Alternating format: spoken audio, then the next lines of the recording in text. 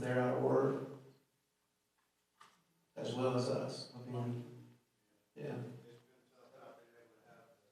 A lot of venues closed, security apparatus, inside or outside. Well, good. Well, I want to thank the band for being here, and I want to obviously thank our great legislators, our Senate President, Speaker of the House, CFO, and all the great senators and representatives who are up here.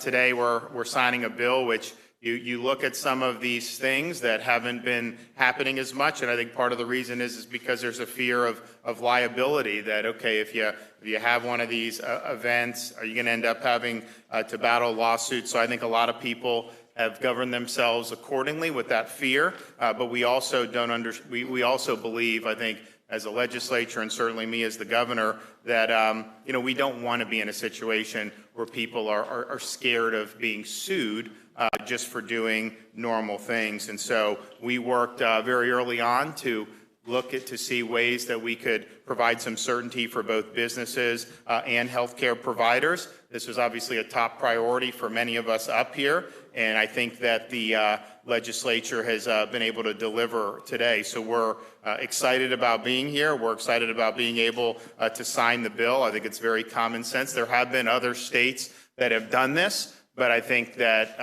probably most of the states have not yet done it, and so we're maybe not quite tip of the sphere like we are in big tech and some of the other stuff, but I think we're certainly near the top, and we appreciate their thoughtful efforts here. And I hope that this will provide some certainty for folks. If you look in Florida, nationally the unemployment rate's 6.2%. Here in Florida, it's 4.7%.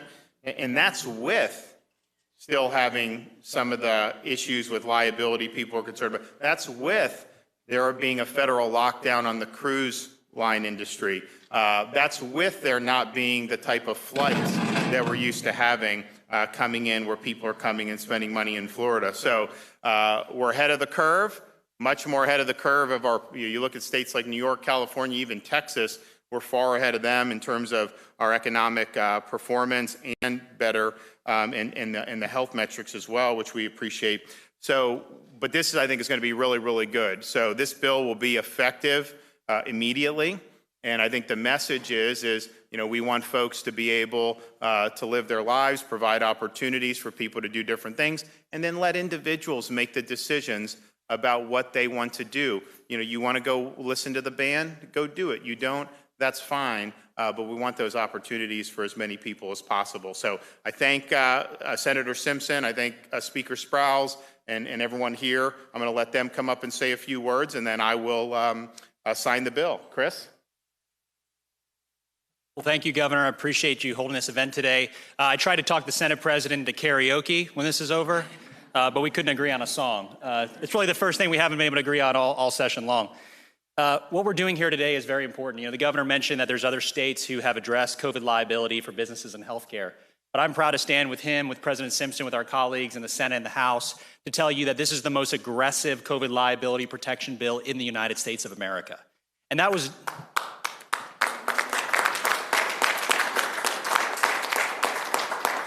I commend the governor for his leadership. We all took this on. This is a great example for Floridians on how your government works, and truly works together. The governor came out very early on and says, we got to get businesses open, we got to give them the confidence. And I think there's probably not a person in this room who hasn't been to their favorite pizza place or their favorite restaurant or their favorite location to go and hang out with your family where you have not had a business owner who says, I am scared.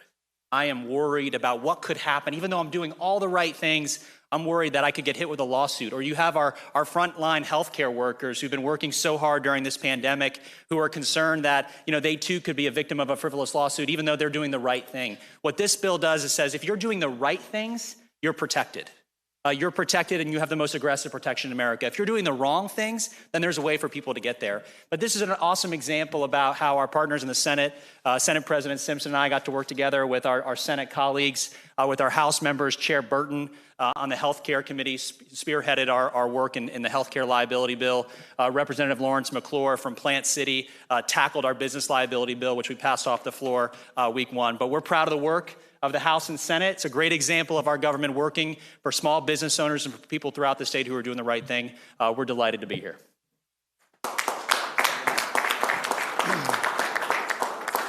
And I want to reiterate everything the speaker just said. It was a real honor to working with the House and their staff to make sure that we got a comprehensive package put together.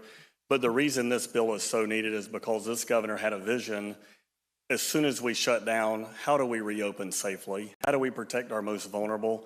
How do we get our economy moving? That shows up in every matrix and every set of numbers you can derive from the pandemic.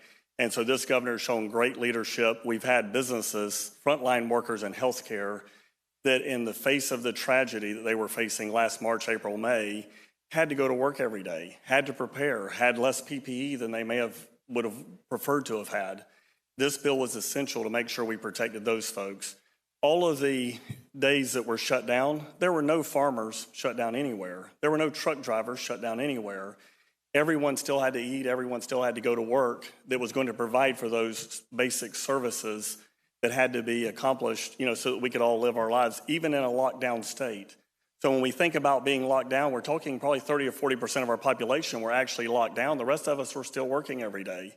Those businesses that had to be there every day then, we're here for today. And so I appreciate the governor's leadership on this issue. I appreciate the speaker and his team working with us so well to get this bill done early in session. We're very proud to be here, Governor. All right, let's do it. Get it done.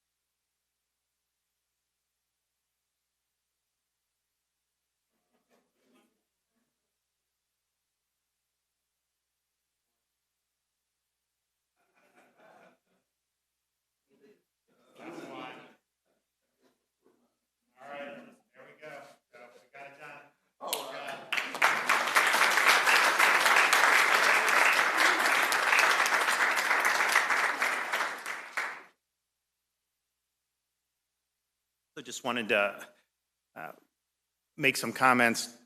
Now, and I've said stuff previously, but we are not supporting doing any vaccine passports in the state of Florida.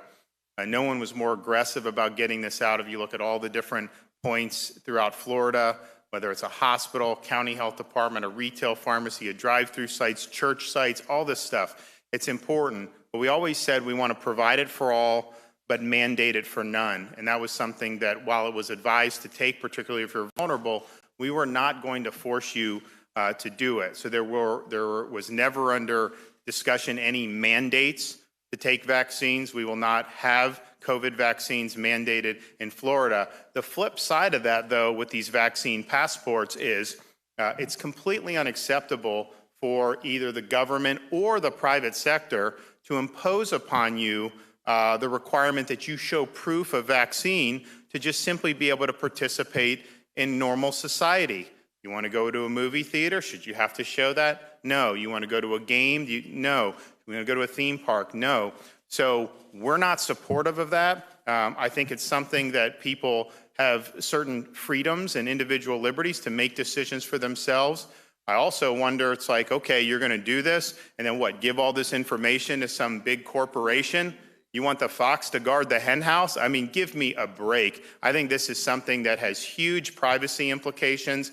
It is not necessary to do. We're going to have hit 3.5 million seniors that have gotten shots sometime this week, likely 75% of seniors. It's important to be able to do it, but at the same time, we are not going to have you provide proof of this just to be able to live your life normally. And I'm going to be taking some action in an executive function, emergency function here very shortly. But I just spoke with the speaker about it, and I'm telling Wilton publicly, so hopefully he agrees with me.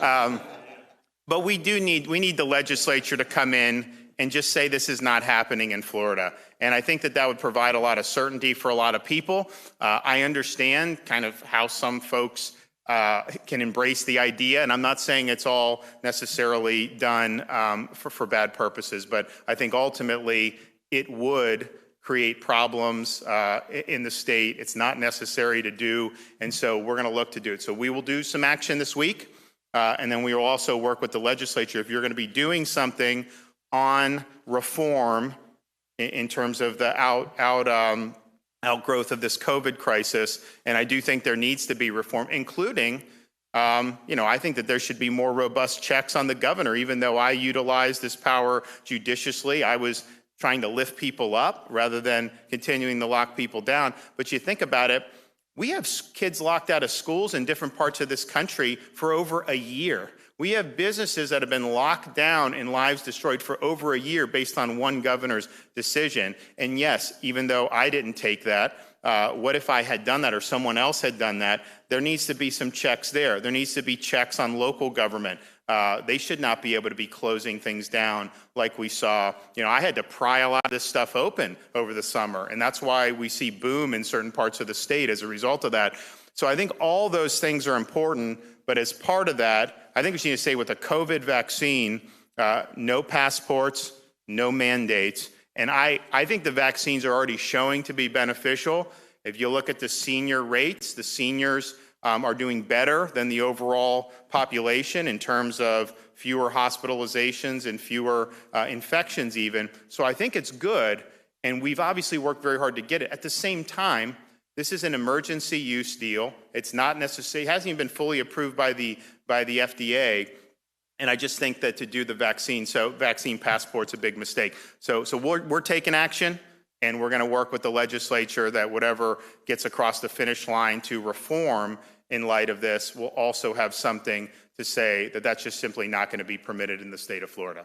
Yes, sir.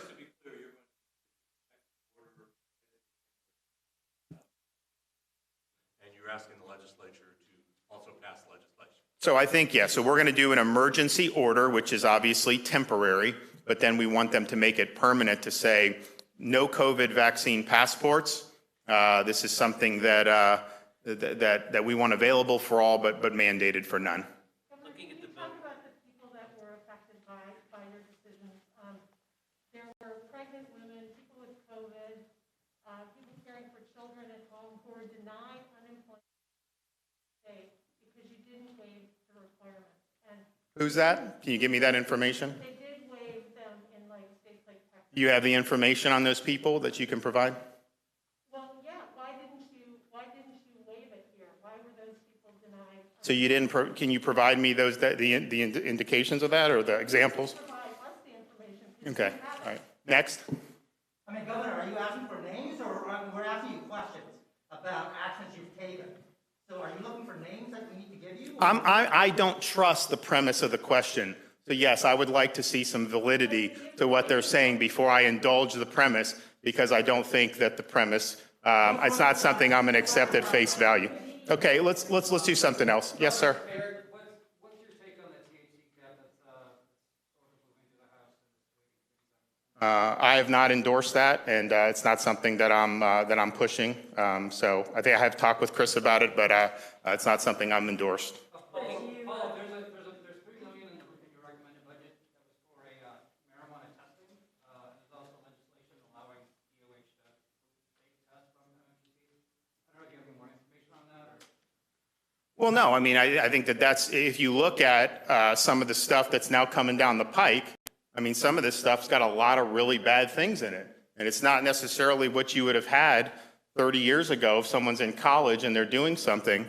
You have some really, really bad stuff in there. So I think having the ability to identify that, I think that's safety. And quite frankly, when you get into some of that stuff, that's not medicinal at that point for sure. Governor, I wonder what your thoughts are of the statement by the head of the CDC this morning. She said she has a sense of, quote, impending doom, because she said the case trend line around the country is going back up. and it's a bad sign.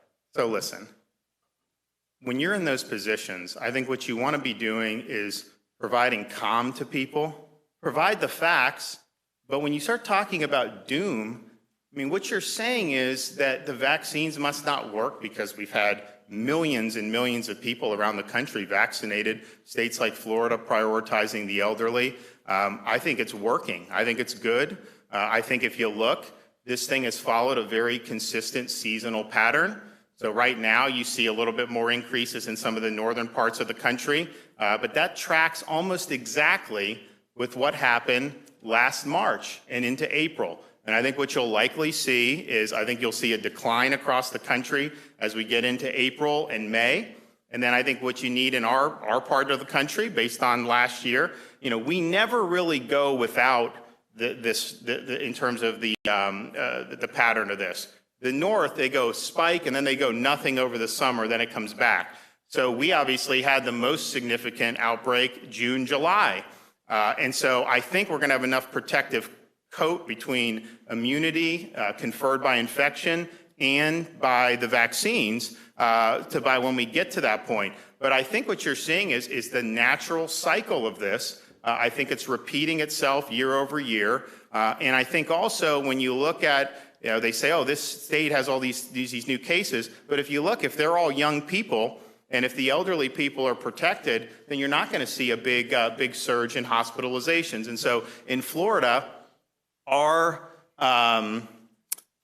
peak hospitalized census for COVID patients was about 9,600 over the summer. Now we're at about 2,850, I think, like that. And quite frankly, being in the 2000s is kind of the endemic baseline, somewhere in there. So I think we've made a huge amount of progress. I think the overall country has made a lot of progress. And I don't think there's anything wrong with saying that and just pointing out that we have more immunity in the population. We have these vaccines that are, I think, having a beneficial effect on our elderly population. But if you're saying it's going to be doom when we've done however many, we've done 150 million shots nationwide, then to me, the message is saying that some of that stuff must not have been terribly effective. And I think there's actually probably evidence that it has been. If you look at the nursing home results over the last couple weeks, because, we went into nursing homes third week of December.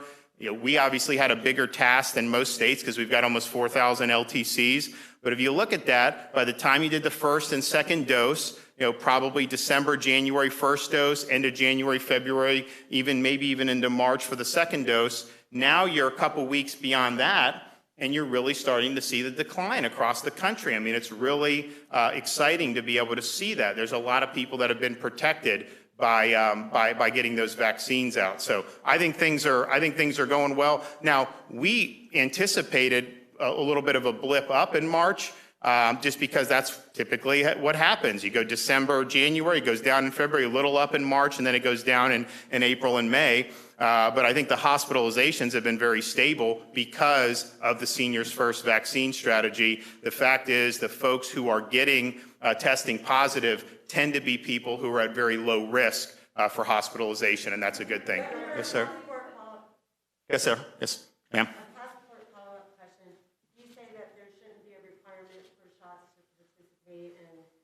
Normal everyday life.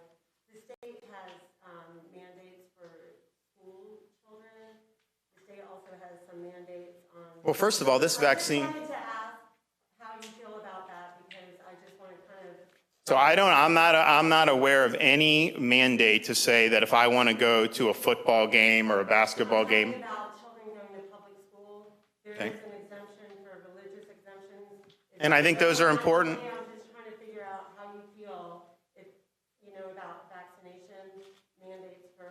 So what I'm talking about is what we're going to do with this particular vaccine going forward. And first of all, this has not been approved for kids.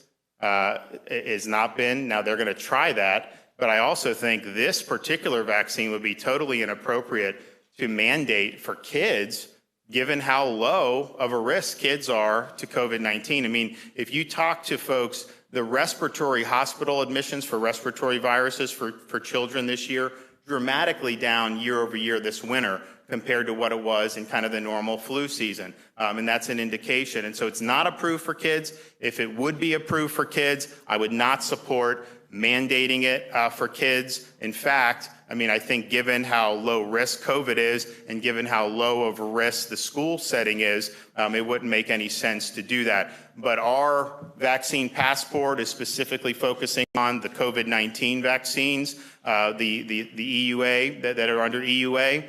And this would be, to understand, if you do a vaccine passport to say, yeah, you know, if you want to go to a movie theater or you want to get on a plane or you want to do that, that is a bridge further than we have ever gone in this country, without question. And it's a little bit different saying that versus saying, you know, hey, with the measles or somebody in a school setting, which is obviously, you know, could be very problematic. So we're not going to do it. This would be an unprecedented expansion, I think, of using this both with public or with private power. And that's why I think that businesses should not be allowed to be doing this either, because I think it just puts us down a slippery slope, and I think it'll end up being in a situation that we'll live to regret in the future. Okay, well, we'll have more stuff tomorrow. Thank you. Governor, did you pick the song?